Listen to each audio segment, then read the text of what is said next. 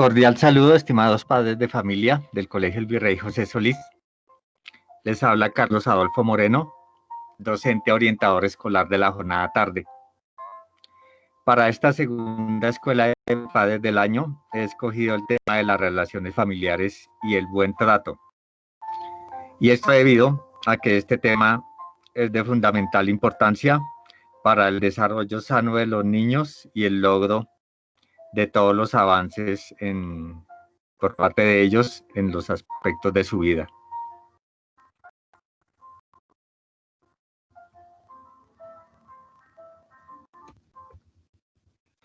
Para comenzar, quiero leerles dos frases que ilustran un poco la importancia y el papel de las relaciones familiares en el desarrollo positivo de los niños. La primera dice, cuando las familias son fuertes y estables, también lo son los niños, que muestran mayores niveles de bienestar y resultados más positivos. Y la segunda, el vínculo que te une a tu verdadera familia no es el de la sangre, sino el del respeto y la alegría que tú sientes por las vidas de ellos y ellos por la tuya.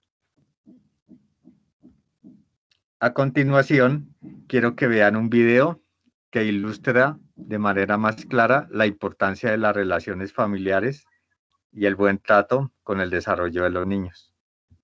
El éxito de las relaciones humanas se basa en la forma como tratamos a los demás. Por eso es fundamental comunicarnos con palabras amables y sinceras con nuestros hijos. El buen trato es un reto de todos los días. Cuando yo los regaño por bien, pero no se les olvide que yo los amo mucho. ¿Y yo? Gracias. Mamita, nosotros también te amamos. Nos queremos mucho, mucho. Cuando pensamos en el buen trato que deben recibir los niños y niñas, se cree que esto solo implica no maltratarlos. El buen trato es aprender a comunicarse con los demás y reconocer la identidad y dignidad de cualquier persona, valorar la esencia y los talentos de cada niño o niña. Mami, yo no entiendo una parte. ¿Qué no entiendes?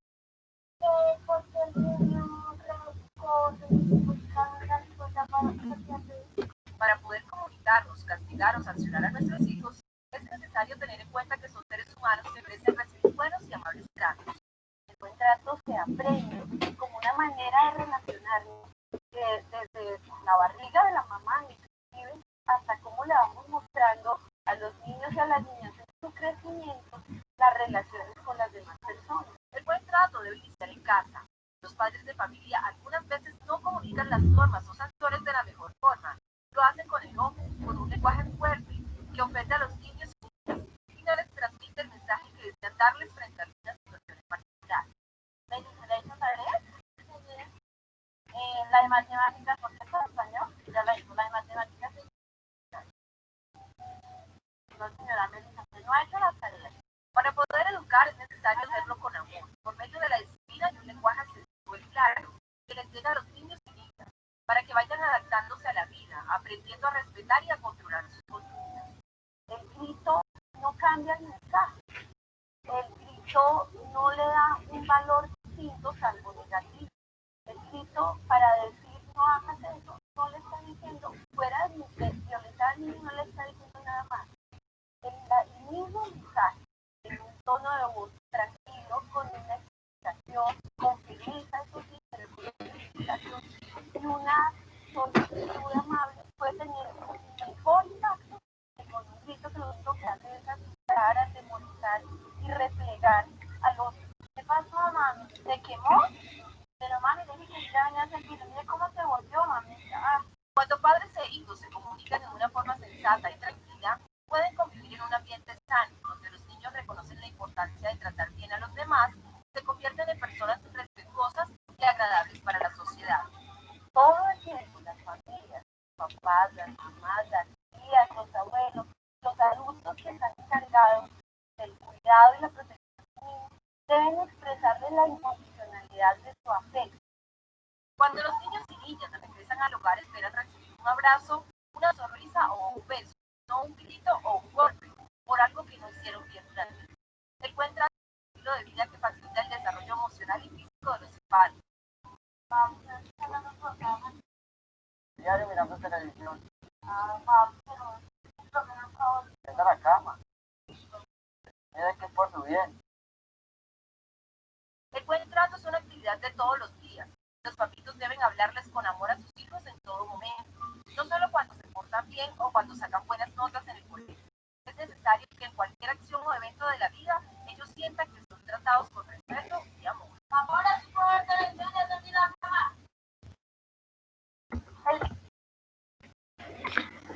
Bueno, en el video se puede observar un poco la importancia que tienen las relaciones familiares para el desarrollo y bienestar de los niños y en general de todos los integrantes del grupo familiar. Ese tipo o la calidad de las relaciones familiares y la manera en cómo se dan aspectos como la comunicación, el afecto, los valores, etcétera, determinan el bienestar de todas las personas en el hogar, incluidos los adultos.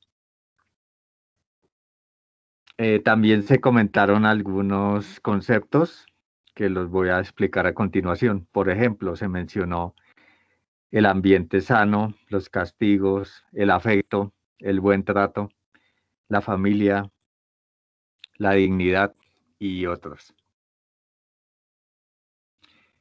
Bueno, es importante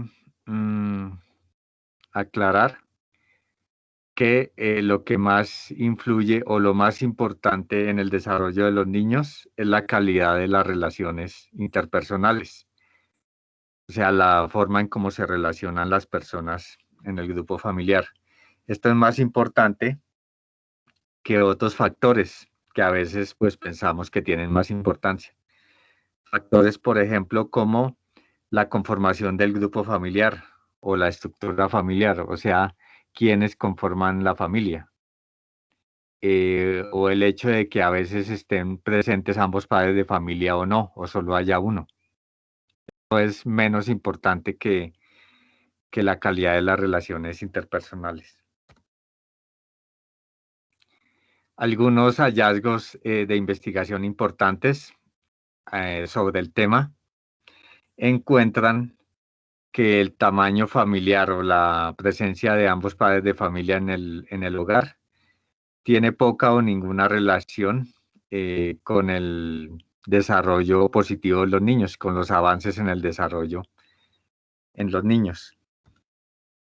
También algunos estudios indican que el hecho de que haya grupos familiares que no tengan una estructura convencional familiar, como la de la familia que vimos en el video, donde están presentes ambos padres y sus hijos, eso no resulta perjudicial pues para los niños. De hecho, hay muchos hogares en donde solo hay presente un padre de familia, la mamá o el papá, o incluso hay hogares en donde no está ninguno de los dos y los adultos que tienen a cargo a los niños pues son otros familiares. Pero incluso en esos hogares eso no afecta ni perjudica en alguna forma el desarrollo de los niños. También hay estudios que indican que las relaciones entre miembros o integrantes de familias monoparentales, o sea, donde está presente un solo padre, no son peores que las que hay en familias tradicionales, como la que vimos en el video. También algunas investigaciones encuentran que debido a que hoy día muchas madres trabajan fuera de la casa, se pensaba antes, bueno, que esto afectaba el desarrollo de los niños, pero esto es falso. El hecho de que las madres trabajen fuera de la casa no influye de forma negativa en su desarrollo psicológico, excepto de pronto en los casos de niños menores de 1 año, porque los niños pequeños pues necesitan tener más contacto físico en ese primer año de vida con sus madres. Entonces, en estos casos sí pudiera haber alguna afectación negativa, pero en general en el resto de edades no hay una influencia negativa.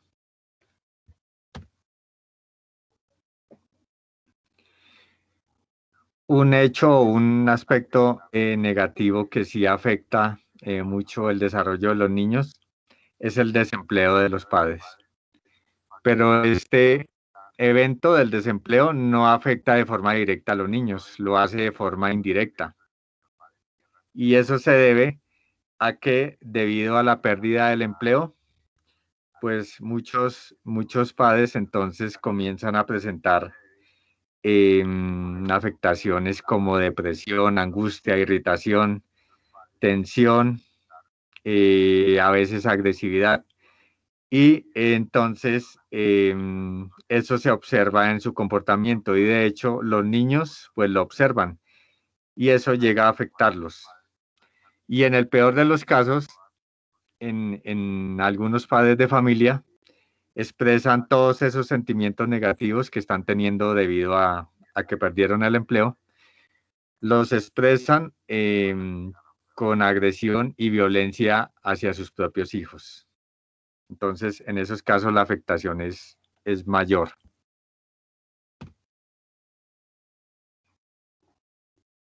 Bueno, en el video se mencionó también el ambiente familiar y esto tiene que ver mucho con el clima familiar. El clima familiar es el conjunto de factores ambientales que determinan el grado de bienestar o confort emocional que llegan a sentir pues, los miembros del hogar. El clima familiar es el resultado de la suma de las actitudes, comportamientos o acciones, bueno, que hace cada uno de los miembros del hogar. La suma de todos esos actitudes o comportamientos individuales generan en total un ambiente en el hogar. Eso se llama clima familiar. El clima familiar es importante porque es el ambiente que tiene el niño como base para poder empezar o aprender a relacionarse con el mundo. Y esto pues quiere decir que es como la materia prima que le sirve al niño para empezar a construir su forma de relacionarse con el mundo. Por eso es importante la calidad, bueno, de las relaciones que haya y que se genere un clima familiar positivo. El clima familiar ideal o positivo está caracterizado por conductas de apoyo entre los integrantes del hogar, afectividad, razonamiento, hay comunicación constante y diálogo. Y en este tipo de hogares se tiende a fomentar la autonomía personal, o sea, darle seguridad a todos los integrantes del hogar para que puedan hacer cosas y lograr cosas por sí mismos.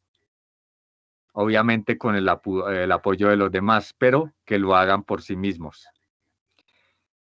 En los casos contrarios, donde el clima familiar negativo, bueno, está presente en un hogar, pues en este tipo de hogares se observa que las conductas y actitudes son agresivas. De pronto no de todos los miembros del hogar, pero sí de algunos hacia otros. También hay conductas y actitudes autoritarias y esto conlleva a generarle trastornos de personalidad a los niños, pero inclusive también a los adultos. El clima familiar es importante, fundamental, porque de este depende el estado de ánimo colectivo, o sea, de todo el grupo familiar, y el estado de ánimo individual de cada uno de los integrantes. Y este estado de ánimo no se va a dar solamente cuando están en el hogar, en la casa, sino que también trasciende y afecta el comportamiento de las personas en otros contextos sociales. Por ejemplo, en el trabajo cuando los padres están en su trabajo, o en un lugar de estudio, o en reuniones o encuentros con amigos, etcétera. En todos esos escenarios sociales se sienten los efectos del clima familiar. En cuanto a las relaciones familiares y el efecto que tienen o la influencia en el desarrollo de los adolescentes, pues se puede retomar mucho de lo anterior, pero es necesario aclarar, bueno, algunos aspectos que ya se refieren específicamente a la etapa de la adolescencia. Lo primero que es importante mencionar es que en relación a la adolescencia, que es una etapa natural pues, del ciclo de vida de las personas, se han llegado a generar muchos mitos e ideas equivocadas en torno a esta etapa.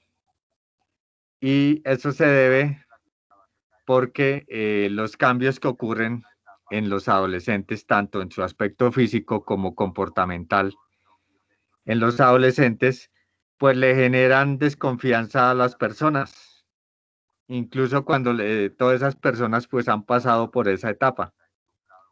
Todos hemos pasado por la etapa de la adolescencia. Pero resulta que los medios de comunicación y algunos libros, inclusive, pues tienden como a tergiversar un poco y a mitificar la naturaleza de la adolescencia. Para entender pues lo que acabo de mencionar, es importante que entiendan, bueno, por lo menos hay 4 dimensiones básicas o fundamentales que determinan la relación entre los padres de familia y sus hijos adolescentes. Estas dimensiones son, la primera es el afecto, que incluso en el video que les mostré es mencionado. Esta dimensión es la que más influye en las relaciones entre los padres y los adolescentes. Y de hecho, estudios a largo plazo sobre el tema han evidenciado que los niños y niñas que siempre han mantenido intercambios afectuosos y cálidos con sus padres en toda su niñez, pues cuando llegan a la adolescencia mantienen un fuerte vínculo y relaciones muy estrechas y cálidas con sus padres. La segunda dimensión se refiere a los conflictos. También existen mitos o imaginarios extendidos que asocian la adolescencia con los conflictos familiares. O sea, llegan a decir inclusive, o se llega a pensar que en el hogar donde hay adolescentes, entonces hay problemas. Y no es así. A pesar de que cuando llega la pubertad, que es la primera fase de la adolescencia, y en general en toda la etapa de la adolescencia, pues se pueden aumentar los conflictos surgidos entre adolescentes y sus padres. En la mayoría de hogares estos conflictos se resuelven y estos conflictos llegan a ser positivos porque ayudan al ajuste y aprendizaje del adolescente y también a reestructurar las relaciones familiares de forma positiva. En la etapa de la adolescencia, los jóvenes demandan o piden que se les dé más libertad y autonomía en general. Y por eso, pues se pueden llegar a generar más conflictos que con los padres de familia que cuando eran niños. Pero los padres de familia, siendo los adultos, deben saber negociar esas demandas de mayor libertad y autonomía de sus hijos y llegar a acuerdos y compromisos con ellos. Esa es la forma como adecuada y positiva. Y todo eso se logra mediante la comunicación, el diálogo y el mantenimiento del respeto. En una minoría de hogares, o sea, en muy pocos hogares con hijos adolescentes, llegan a ocurrir conflictos graves entre los adolescentes y sus padres. Y de hecho, cuando eso sucede, pues se ha encontrado, o los estudios han evidenciado, que se debe a que las relaciones entre los padres e hijos ya eran desequilibradas o tenían muchas fallas desde la niñez, desde cuando los hijos eran niños. La siguiente dimensión es el control. Esto se refiere a los métodos o estrategias que utilizan los padres de familia para socializar o hacer el proceso de socialización de sus hijos. Estas estrategias pues implican aspectos como establecer normas y límites, aplicación de sanciones, exigencia de responsabilidades y hacerle seguimiento a las actividades diarias de sus hijos. La mayoría de estudios sobre el tema indican que la mayoría de padres y madres de familia disminuyen como la intensidad o los niveles de control hacia sus hijos adolescentes. La cuarta dimensión importante que determina las relaciones entre padres de familia e hijos adolescentes es el fomento de la autonomía. El fomento de la autonomía se refiere a las prácticas de los padres que tienen como fin que sus hijos, niños o adolescentes desarrollen una mayor capacidad para pensar, formar opiniones propias, tomar decisiones por sí mismos y ser tolerantes ante las ideas, opiniones o elecciones diferentes a las de ellos.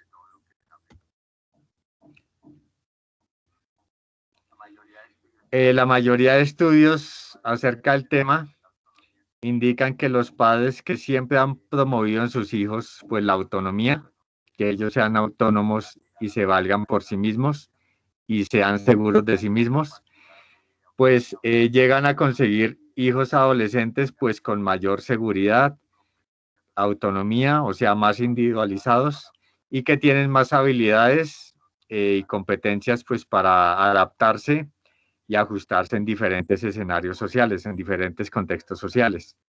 Son hijos adolescentes que, por ejemplo, no se van a dejar influenciar de amistades negativas o de los medios de comunicación o de las redes sociales que están muy utilizadas hoy en día, porque pues son hijos que como siempre han desarrollado una autonomía fuerte, siempre van a cuestionar todo lo que les presentan y van a tomar las mejores decisiones. Entonces, los padres de familia que han promovido la autonomía en sus hijos van a estar tranquilos de que sus hijos tienen menos riesgos que los padres de familia que no lo hicieron. Los padres de familia que no aceptan la individualidad de sus hijos, o sea, que son padres autoritarios o tienden a ser autoritarios, suelen reaccionar de forma negativa ante las ideas o pensamientos independientes de sus hijos y además les limitan y les prohíben su desarrollo personal. ¿Y qué va a suceder en estos casos? Que los hijos, cuando llegan a la adolescencia, ya presentan diversos síntomas de ansiedad y depresión, tienen más dificultades para relacionarse con otras personas y tendrán más dificultades para el desarrollo de su propia identidad personal.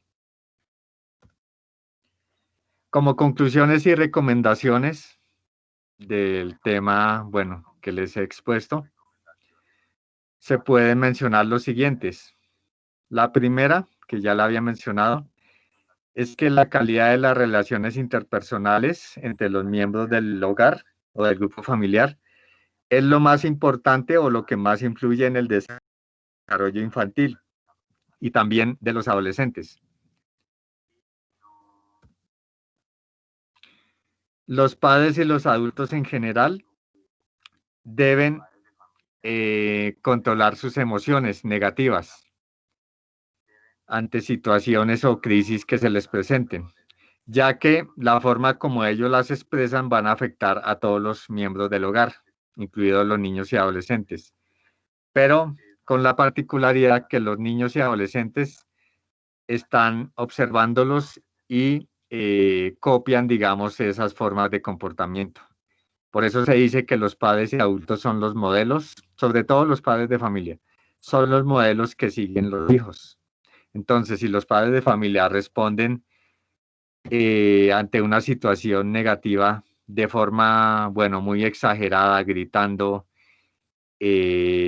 o agrediendo diciendo, bueno, malas palabras, etcétera, pues de la misma forma sus hijos van a aprender a hacerlo. Otra conclusión importante es que se debe como terminar con la idea de que los adolescentes, a los adolescentes no les interesa su familia o no les importa. Esto es una idea falsa también que se ha generalizado.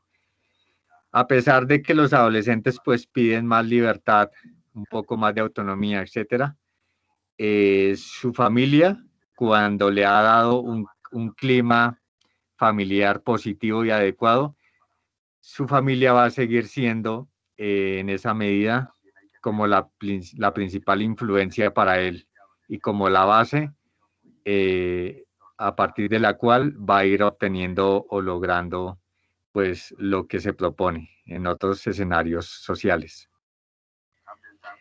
También importante, como una conclusión y una sugerencia al mismo tiempo, es que los padres de familia deben empezar a cuestionar las ideas que les han dado los medios de comunicación o libros o incluso otras personas que les indican o les han indicado que los adolescentes son generadores de conflictos, que tener hijos adolescentes es muy complicado, que es difícil porque es una exageración. La etapa de la adolescencia es similar, si hacemos una analogía, a como cuando uno de nosotros adulto llega a un lugar de trabajo nuevo. Cuando uno llega a un lugar de trabajo nuevo, pues lo conocen muy pocas personas. A lo más, pues la persona que lo entrevistó a uno para poder, cuando uno estaba en el proceso de solicitud del trabajo. Y entonces, al llegar uno nuevo a un ambiente de trabajo, los demás lo pueden ver a uno con desconfianza inicialmente, pero a medida que transcurre el tiempo, eh, nos van conociendo mejor y uno va conociendo mejor a las otras personas y va aumentando la confianza. En eso se basa pues la construcción de las relaciones interpersonales. Y de esa misma forma o similar sucede con los adolescentes. Entonces, como los adolescentes empiezan a tener conductas novedosas que antes no tenían cuando eran niños, muchos padres de familia se sienten desconfiados respecto a esas conductas, pero es una exageración llegar a interpretar eso como que es negativo o dañino para la familia. Es algo, esas conductas novedosas son normales en la etapa de la adolescencia. Por ejemplo, que ellos quieren tener más libertad, salir solos a la calle o a ciertos sitios, o invitar a amigos a la casa, o tener su propio cuarto, o vestirse de una manera determinada, etcétera. Es similar a a la situación cuando llegamos a un lugar de trabajo nuevo. Entonces hay que empezar a verlo de esa forma.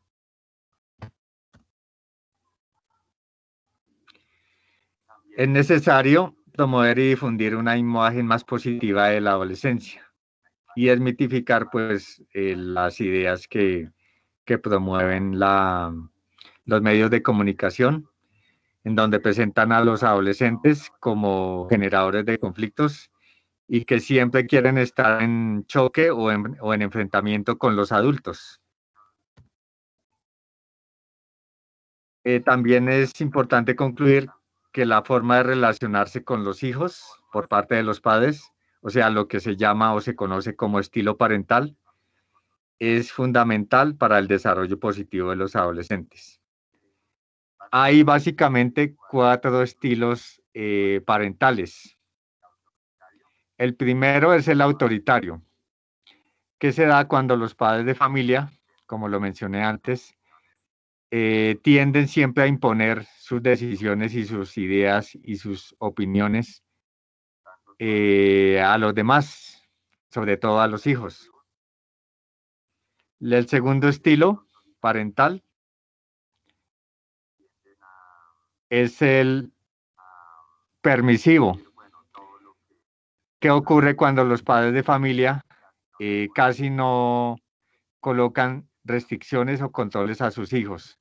Les permiten que hagan casi todo y los hijos siempre toman sus decisiones, pero como no, los hijos, incluso desde niños, necesitan unas guías y unas orientaciones, entonces muchas de las decisiones que tomen van a ser equivocadas y de hecho los ponen en riesgos e incluso riesgos graves. El tercer estilo parental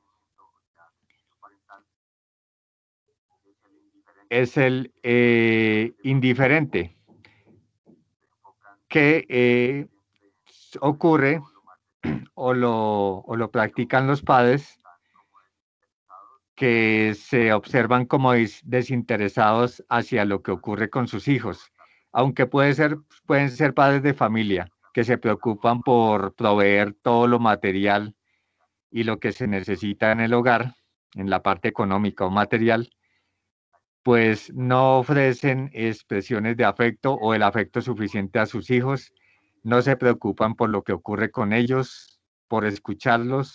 El diálogo generalmente se restringe solamente a aspectos muy prácticos y materiales. Y ese estilo parental, aunque puede llegar a ocurrir que no hay ninguna situación de violencia o agresiones hacia los hijos, sí se observa que hay como un alejamiento de parte de los padres. Y eso también es negativo para el desarrollo de los hijos. Y el último estilo parental, que es el ideal, el que deberían pues practicar todos los padres de familia a sus hijos, es el democrático, que ocurre o lo tienen los padres de familia, que equilibran todos los aspectos anteriores que ya he mencionado en la presentación. ¿Cuáles aspectos? Por ejemplo, la comunicación, el afecto, el establecimiento de normas, las actitudes, bueno, etcétera. Entonces, los padres de familia con estilo democrático siempre están pendientes y se preocupan porque haya un equilibrio en todas esas dimensiones. Por ejemplo, en el afecto, los padres de familia democrático no solamente demandan que sus hijos les den su afecto, sino que ellos también se preocupan por darle afecto a sus hijos de manera equilibrada. Es como un compromiso de doble vía. Y así para todas las dimensiones. En la comunicación, por ejemplo, hay un diálogo constante y que siempre se desarrolla en un clima de tranquilidad y de respeto.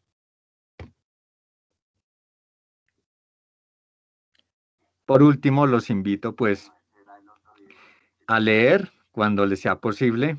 En internet se consigue pues mucha bibliografía sobre el tema e incluso videos que los pueden ilustrar un poco mejor.